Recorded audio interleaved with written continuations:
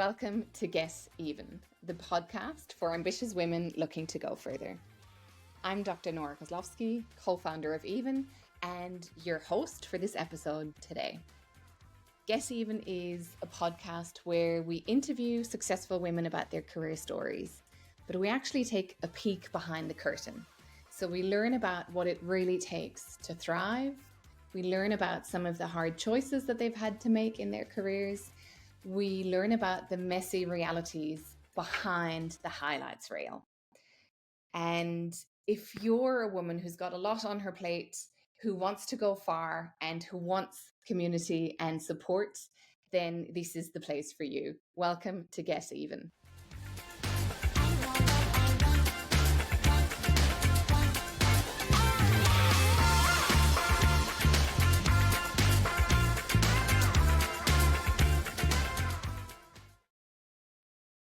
Today's conversation is one I've really been looking forward to sharing with you. I'm joined by Dr. Tatiana Rowson, a psychologist, an academic, an associate professor at Henley Business School in the UK, whose research focuses on career transitions, aging at work, identity across the lifespan, and women's experiences of midlife, menopause, and work. And in our conversation, we explore that career stage of midlife because we know it brings layered complexity, caring responsibilities, changing bodies, questions of purpose and identity, and often a growing awareness that many workplaces were not actually designed for women. Tatiana brings both research and a deep humanity to our conversation as we talk about why midlife is not a point of decline, but actually a powerful developmental stage, and why curiosity, rather than certainty, becomes such an important career skill during transitions. Yes, there's some sobering realities in this conversation, but it's also full of hope, it's full of resilience, full of reinvention. This is a conversation that I couldn't wait to line up for you at this time of year because it's perfect if you're questioning what comes next for you, or if you're sensing that the version of success that you currently hold is one that maybe you've inherited rather than authentically created as your own. I hope you enjoy this episode.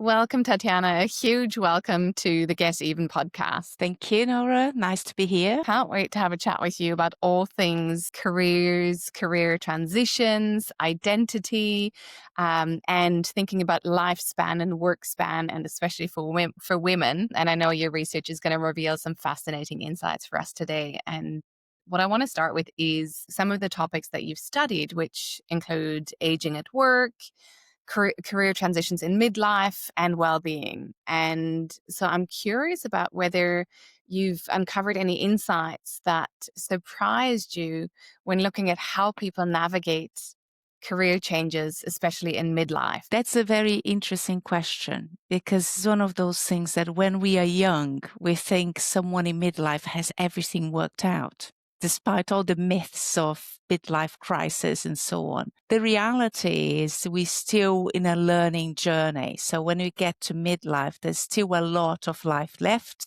for us to realize a number of ambitions and personal goals and so on. But we're carrying with us a wealth of experience. So what surprised me is when individuals get to this point and they find difficult to look back and leverage that experience into finding purpose and meaning. Usually we get into habits as we grow older, as we find the things we like and we dislike. And those are habits becomes a safety blanket. And getting out of them can be a challenge and can be really difficult to try new things when you get to that stage that you found so many things you are actually happy with. What are some of the things that we tell ourselves in terms of, our habits, or what are some of the things that do you think keep us stuck? What are these safety blankets? It's interesting. I think that the idea that we know ourselves, even though it's very important, and I'm a psychologist, that's my background, but we only know ourselves from what we've been exposed to. We never know ourselves completely because we're never exposed to everything. So to stop there at a satisfied point is not making the most of the opportunities around us. I would say it's not lack of curiosity, but no longer finding space in life to use, to hone that curiosity, to try new things, to open new doors, is part of what prevents us from actually finding new careers, new countries to live, new dress styles, and can be as simple as that, as doing something different to our appearance. We have to acknowledge that as we go through life, we have a lot of more responsibilities. We might have family that we're caring for. We might have still a mortgage to pay in the house. And so all those things play a part as well on keeping us grounded to what we know it works. But that got longer term consequences, because one of the things I say is if we don't change in midlife, change comes to us. What do you mean? Change is inevitable. It's a bit doom and gloom, but it's not doom and gloom. We're changing anyway in life. Our bodies are changing as we grow older. Life changes, family composition, all that are things that change naturally in midlife. If we are invested in proactively looking for these changes, what happens is that we have more of a sense of control. We cannot control everything, but we can control how we navigate the changes because we are prepared for them. We are actually seeking them. If we don't do that, we are giving up this control to fate, life, employers, you name it, because those changes will come along the way, but then we're not welcome to participate in how we're going to play out those changes. So a lot of change happens at this stage, and I would say it's really important to engage with this change nice and early and proactively so we can find these new avenues to be in midlife and beyond. It's really interesting to me. I've been reading a lot about the term of midlife complexity, and so I'm on the cusp of 40 now, and I've got my kids are 5 and 8, all of the usual things that happen when you've got dual careers and when you've got care and responsibility. Then you've got stuff happening on the other side with looking after parents who are aging. And then on top of that, I think, it is that time when I talk to my friends who are in the same age group, a lot of us are experiencing the first glimmers of perimenopause as well. And so I can really, that term of midlife complexity, I can really understand now what that means. And then on top of that, you've talked about some of those career questions that kind of come in around what is my purpose and what do I want to do with the experience that I have now. So I'm just wondering, what do you make of that complexity that women especially face at this particular career stage of midlife? Well, you brought women and perimenopause, and that's opens a whole host of other complexities because our body's changing, adds to the changes we're having to navigate anyway. And it is complex because a life, let's say, it's not easy to be a child or adolescent these days, but all you're trying to do at this stage in life is to develop and maybe differentiate yourself from your peers. This is a normal stage of life. When you get to midlife, you already done the belonging and finding your tribe. You're already separated from your tribe. And in the midst of that, now you're actually finding yourself. There's a whole host of theories that talk about how it's in midlife that we really find who we are, because we connect with the things that are really meaningful to us, not the things that our parents wanted us to do or society wanted us to do, or our community, but what we really want to do. So we have busy lives. We have busier lives than ever before because technology allows us to do many things, but does bring a lot of responsibilities with that, a lot of demands. And we have a lot of things changing at the same time. We have our own parents, our own children, our friendship groups, and change of marital status.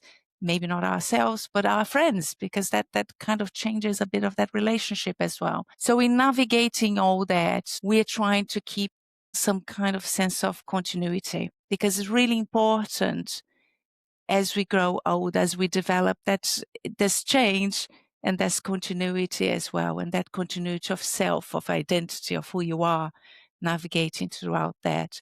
So it's a very complex time, it's a very difficult time.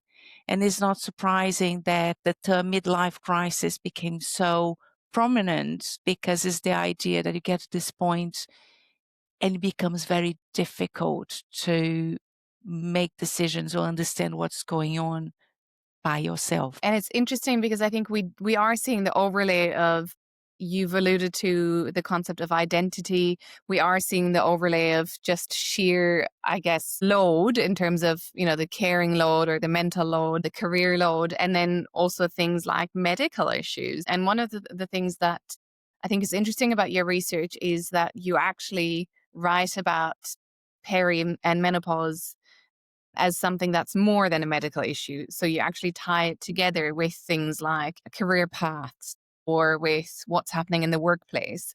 So I'd love to get more insight into how you think about menopause at work and how you think about what's happening for women at that point in time.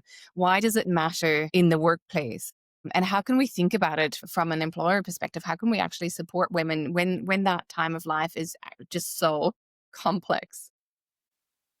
It's interesting when you bring menopause to the equation in the workplace, because it comes with a whole host of things that as society we've been talking about and thinking about it, but actually we haven't connected with the biological side of ourselves. So there's a growing area of research on women reproductive health and work, and is a consequence of realizing that that brings kind of nuance to work, organization of work and support and so on. When it comes to menopause, let's say women in menopause stage of life, we realize that it comes with a stigma of being older, of being probably no longer right for those positions at work. And I'm choosing my words carefully here because, of course, women are fit, and menopause is the end of reproductive life, not working life. We can be productive for a lot longer, but the gender stereotypes start playing at that and becomes really strong. So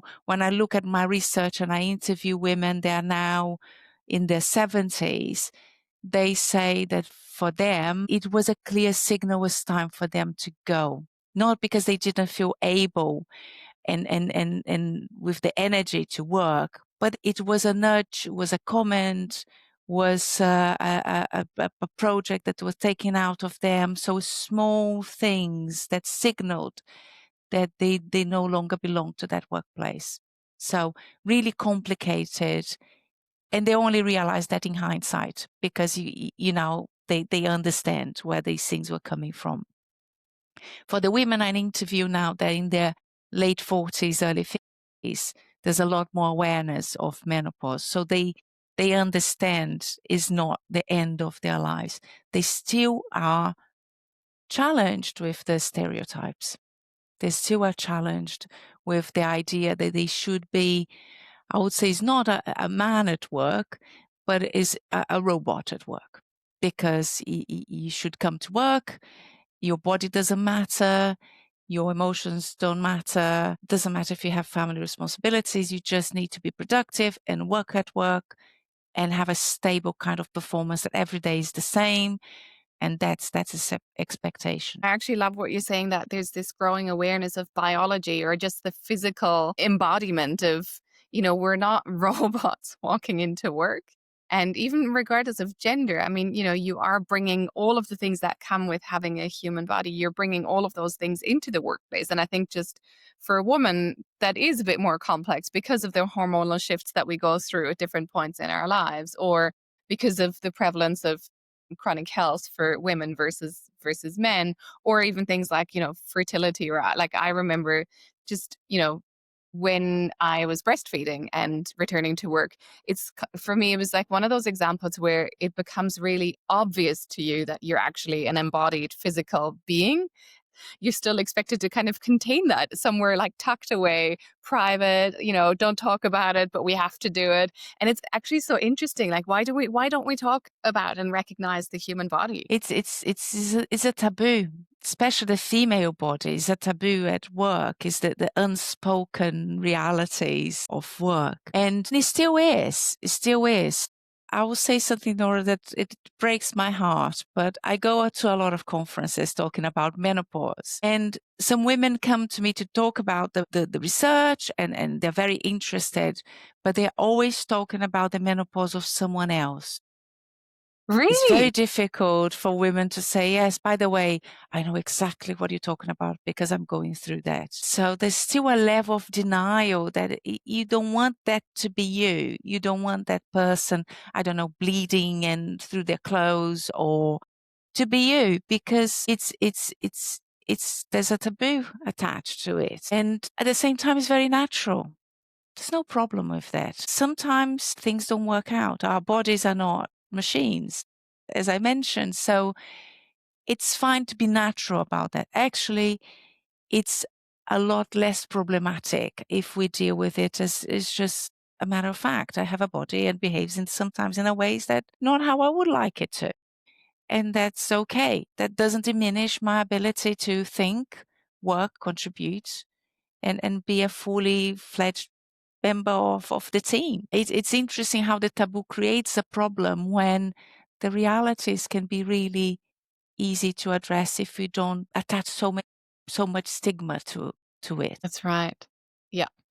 And I like what you said about it's a matter of fact. So yeah, I don't know why we maybe it's changing. I do think it's actually lovely to see with my children how for them what they're being taught in school now, it is just matter of fact that, this is how the body works. And I really hope that they're going through it with less of the shame attached to it. But it's really interesting. And I think also just what you said earlier about that perception or prejudice that women are faced with through menopause, but also then beyond, that kind of very gendered ageism that sometimes you recognize it in the moment, sometimes you only recognize it afterwards. But I think I've actually heard quite a lot about it through other experts that we've interviewed at Even or through women in our community where we hear about just the sort of feedback of, you've got this there's like this perfect time for a certain role of seniority.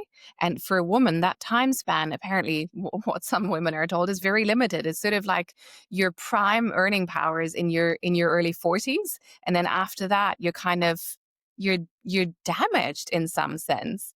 And before that, you're too inexperienced, which I think about, a man's career span seems to be kind of much, much longer in terms of, the power years. So I'm just wondering, like, what insights can you shed on that gendered ageism specifically? And what else do you see happening for women in that career stage? You touch on a point that is, again, is something that's very important to bring to awareness of women and men alike, because it's this shrinking of the possibilities of women to take on senior position. There's a phenomenon they talk about with younger women is girlification.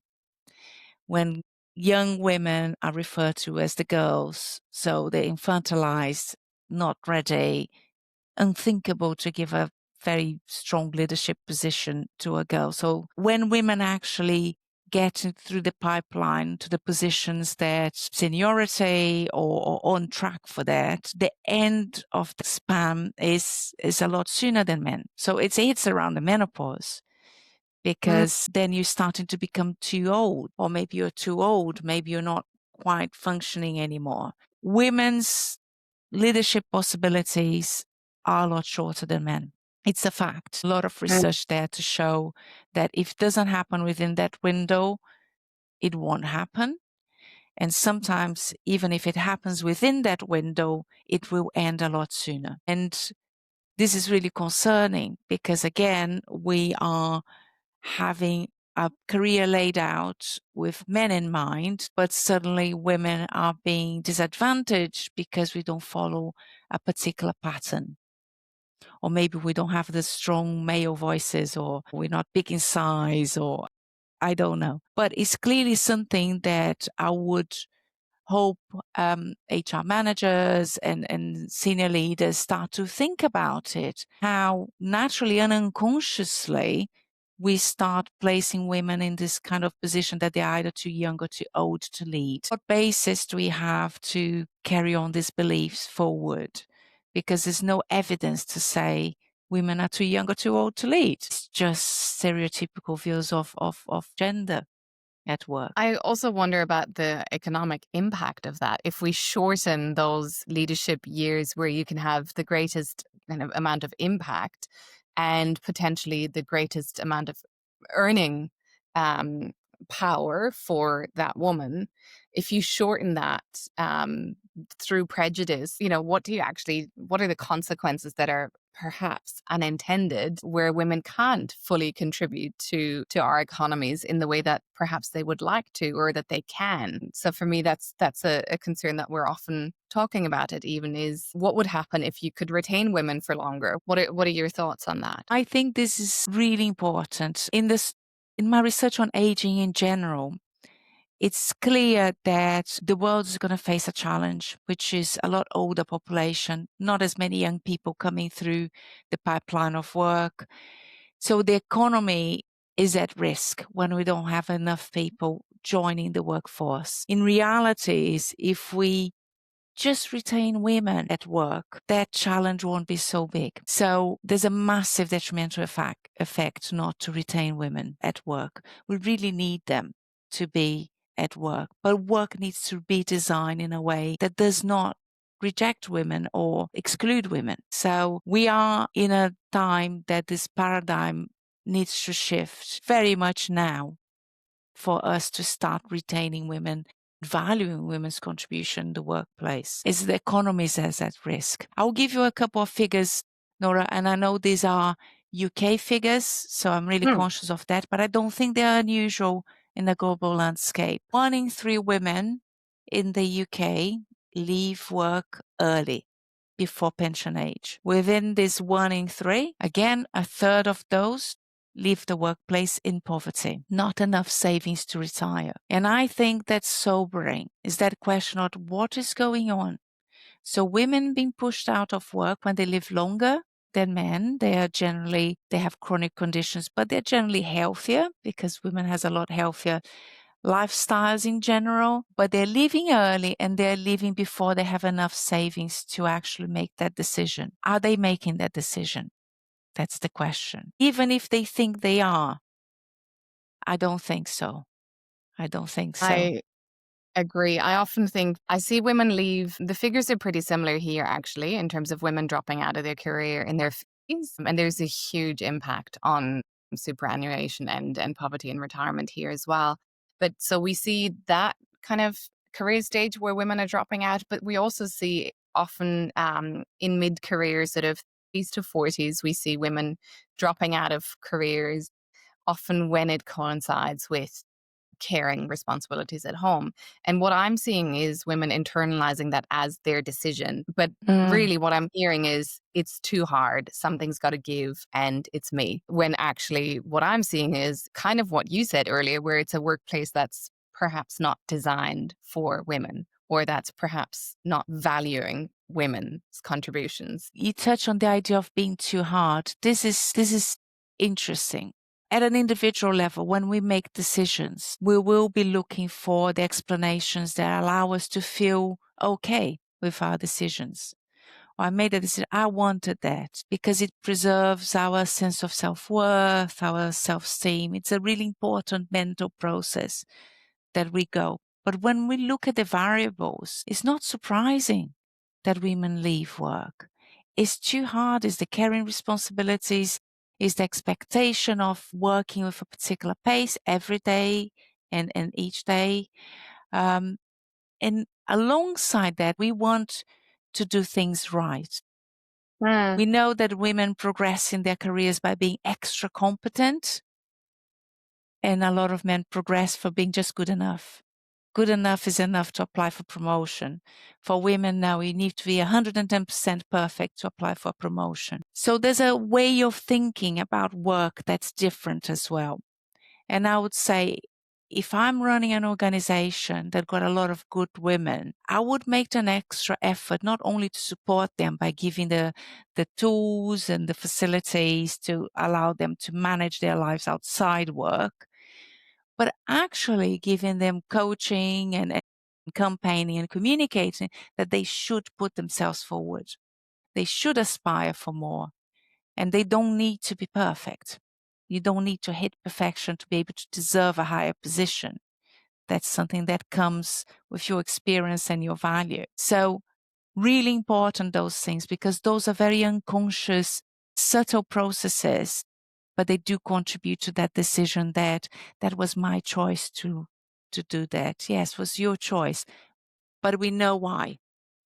We Mm. know why. Yeah, exactly. And same as that seemingly, that decision not to go for promotion because we think we have to have ticked all of the boxes. I think again, it's a conditioning of competence versus confidence, perhaps, or just yeah, knowing that good enough is good enough, and maybe there's something that we can learn from how men walk through life. I don't know, but actually, I want to ask you on a personal level because we've talked about these career transitions. We've talked about different moments that women go through in their careers and lives. And before we started recording, you and I, Tatiana, talked a bit about the different places that we've lived and our backgrounds. But was there a period in your own time or your own life where you had to redefine and craft your professional identity and think about navigating or transitioning your career? Many moments. That's the short answer. I'm originally from Brazil and I'm a psychologist. Moved abroad. That's what my heart took me. So immigrated to England with my husband and then we moved to different countries. One of the things I found is psychology as a profession doesn't travel well. When we go to a different country, there's different regulations. And suddenly, even though you're fully qualified in one country, you might not be fully qualified in another country. So that was very difficult. It was a very difficult process to find or redefine my identity and to find what I could do that traveled well. We get really attached to what came before and to the Mm. expectation or the image we assign to ourselves how we would want to have been. So that clinic in Rio de Janeiro that I would see my patients never came to be because my life took a different course. And I needed to accept that, make peace with that, let this go and embrace a different part of myself. And I got into academia because I love research and I discovered that was the part of being a psychologist that I enjoyed the most, understand people, behavior, and getting into academia allowed me to belong to this universe and at the same time do something I really enjoy. I didn't know I enjoyed until I was forced to try something different. So, moving countries, moving careers. Now, when I look back, Nora, I can see that the thread of identity I mentioned at the start of our conversation is still there. I'm still interested in people. I'm still interested in understanding adult development and behaviors. The way I enact it is different, Mm. but the interest and the passion I have remains. And knowing how to differentiate the two is really important to navigate those changes. What is fundamental for us to do in terms of realizing our interests or purpose and get engaged in what we do? So this is one thing. How we enact it sometimes needs to be adapted Mm. depending on the circumstance. And part of adaptation is curiosity, open up to new things, trying out, see how it goes. And part of it is saying goodbye to unrealized dreams. And not a lot of people talk about that. It's Yeah. not popular. You don't have a book that says how to say goodbye to unrealized dreams, but it's a very important part of letting go and moving on. This didn't happen. That's okay. What did I learn from this not happening? Oh, well, I learned that those aspects are very important for me. And with that, we can then craft and build what comes next. So very important of knowing yourself throughout that process, or at least trying. We never fully know ourselves. Trying to understand what matters and what doesn't matter. I love that. And I love what you're saying around how we don't really engage with those unfulfilled dreams or versions of us that perhaps we held a long time ago. And even just to acknowledge that it's a form of grief as well for a version of us that never realized. I actually really love that, and I wonder how helpful that would be to many people, because it's almost like if you don't say it, if you don't acknowledge it, it's always going to be there. And I think if people could take your advice and kind of go, oh yeah, that part, I'm sad about that, and then move on with what you called that sort of enacting different versions of or different ways of living our purpose, which I love that flexibility in that. I think it really resonates. We also sometimes don't realize that the way we imagine future and look at the past is always from a position of the present. Mm. We never truly relive a past. It's just a memory of a memory of a memory. And we never know what's going to happen next, because when we get there, we might have changed. And they might not want different things or be surrounded by different people, be in a different context. Nothing is set in stone in terms of how we build our lives and our careers. Everything is just grounded in the moment. So it's important to have this awareness of things are not forever or final, or even how we make sense of things. And it's not final. When we think again, we come up with different conclusions, but we can prepare. We can prepare by engaging with it. We can prepare by being active rather than passive to what's going on around us. Wow. And with that perspective that you hold, if you could go back to that younger version of yourself who perhaps had that dream of having her practice or her clinic in Rio de Janeiro, if you could go back to that younger version of yourself and give her advice about career, about identity, about life transitions, what would it be? It would be, don't worry. Life will be a lot more interesting if you let go and just engage with it. It took me a long time in order to engage with the change. It took me a long time resisting and even to some extent resenting change. But once I surrendered and started to actively play with it, I discovered a whole host of wonderful possibilities. Mm. So that's probably what I tell myself then. To me, that's almost like playing with that possibility of what am I gaining through the change, or what is it contributing to my life that perhaps I hadn't planned for. Hindsight is a wonderful thing, but we only achieve that when we go through things. But I Yes. think understanding that time comes is important. Yeah. So some of our conversation, we've had some parts where we've laid bare some of the sobering statistics about women's careers, especially post menopause. But thinking about the women that we support on Even, who many of them are approaching these big transition points, and it could be early to mid career, but could also be later career. And I'm wondering if we can pivot from those sort of sadder statistics to stories about hope, stories about reinvention, as your own story is an example of that, or stories of resilience that you may want to share, based on your research or based on what you've learned from women that you've interviewed. What would you like to share with our community? A couple of months back, I was really struck by negativity around my menopause research because everything I opened was doom and gloom, and everything I was writing was a reflection of that.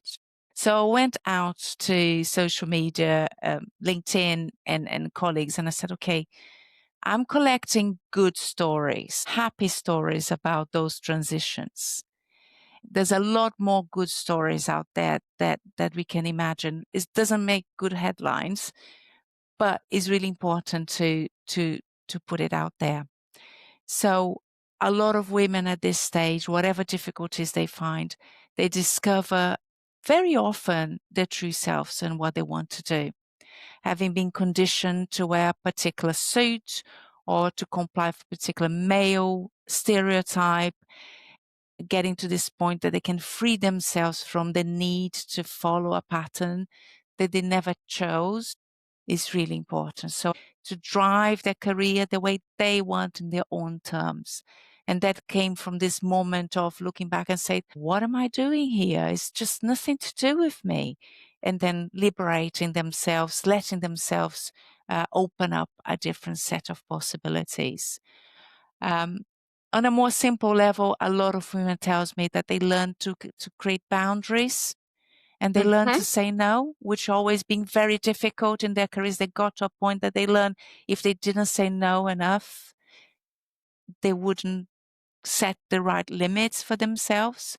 So again, that had a massive positive impact for most women that talks about that process of finally saying, I'm not going to get this extra project, or actually I'm not going to take this extra bit of work. I have enough to finish here on my plate. Thank you very much. So there's a lot of positivity and a lot of positive things to look forward to.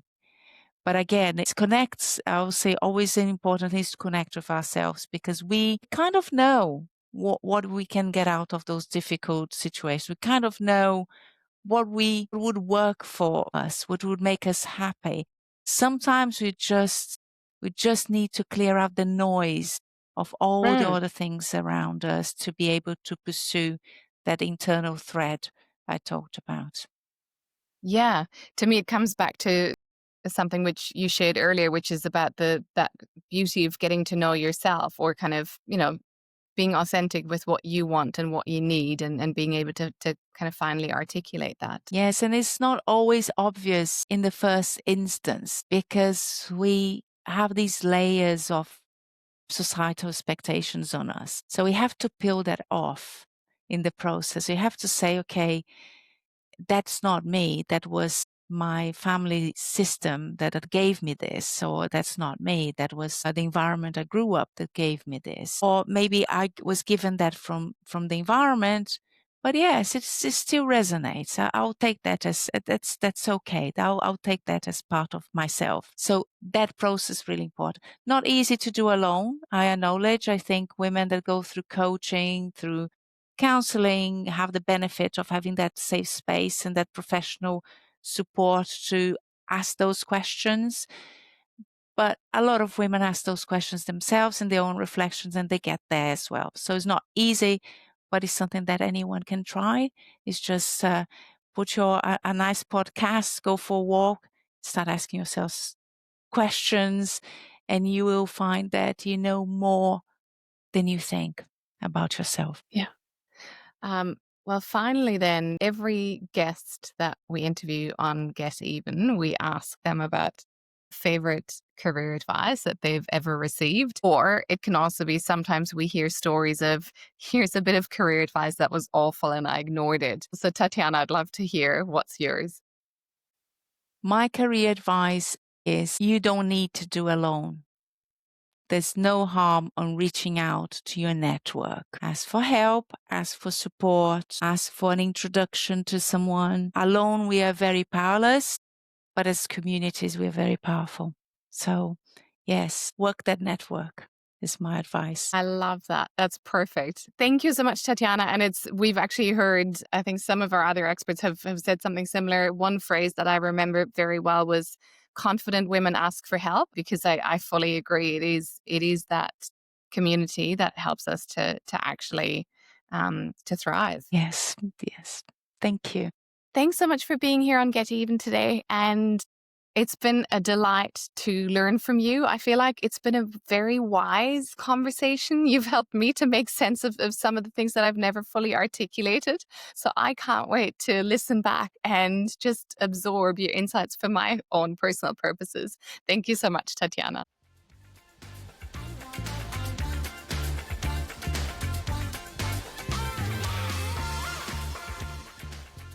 I'm Dr. Nora Koslowski, co-founder of Even, where our mission is to accelerate women's economic potential. Check out even-careers.com to learn how we support women and business to get even.